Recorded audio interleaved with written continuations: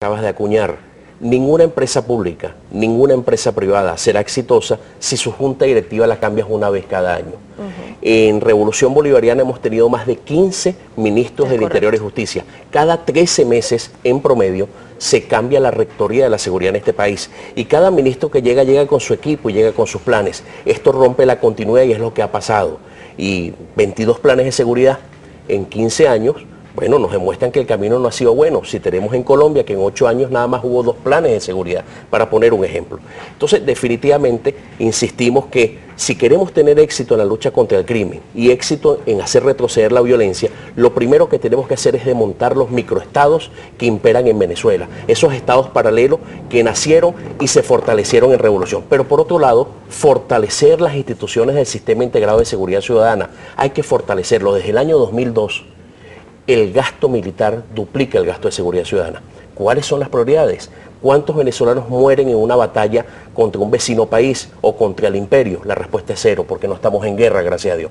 ¿Cuántos venezolanos mueren en manos del AMPA? Son secuestrados, son asesinados. Bueno, entonces la lucha tiene que ser en el campo preventivo, pero también en el campo represivo, con una mano, insisto, muy dura, muy justa, que el plan OLP no va a poder llegar.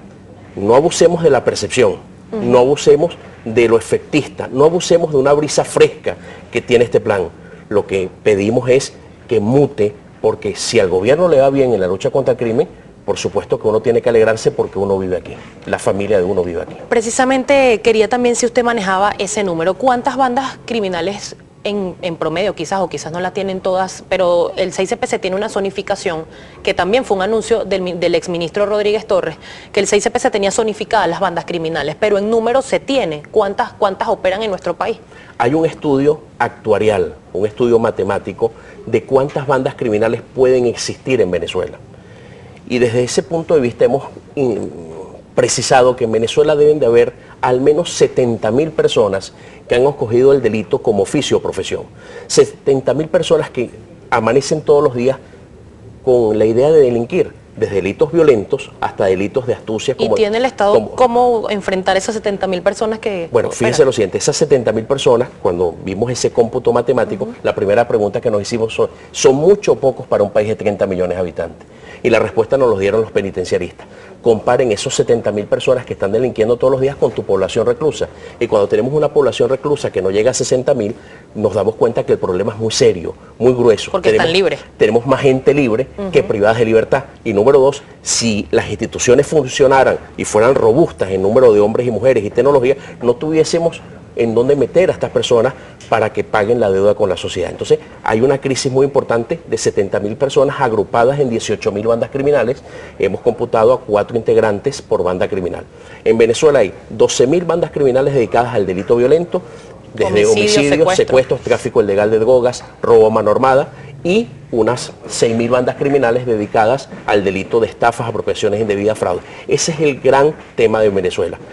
Pero algo más grave aún. Tenemos una delincuencia perfectamente estructurada cuando hablamos de colectivos armados y violentos, cuando hablamos de los boliches, cuando hablamos de los pseudosindicatos de la construcción, cuando hablamos del pranato, cuando hablamos de algo que no existía en Venezuela hace 4 años, las megabandas criminales, estructuras de más de 80 integrantes con armas cortas, armas largas y artefactos explosivos, nos damos cuenta que en Venezuela el delito se ha estructurado. Y debo decir algo para finalizar esta parte.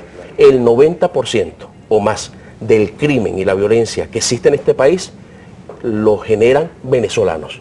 Esto es un problema de venezolanos, en donde su producto social son jóvenes varones, en más del 85%, que no encontraron otro camino que delinquir, porque este es un país que ha perdido las oportunidades de progreso y bienestar. ¿Y por qué se insiste desde el gobierno nacional en decir que hay un plan de colombianización de la delincuencia? Se habla mucho y durante años se ha hablado de que el sicariato, por ejemplo, es una práctica importada desde Colombia. Y si es cierto que es una práctica importada desde Colombia, ¿por qué no se ha logrado neutralizarla con el aparato del Estado venezolano? Desde el punto de vista criminalístico, desde el punto de vista criminológico, es válida esa afirmación si queremos definir que la delincuencia venezolana está estructurada, y número 2, que el delincuente venezolano cada día es más joven y más violento. Solo por ese motivo es válido decir que nos estamos colombianizando en el crimen y la violencia.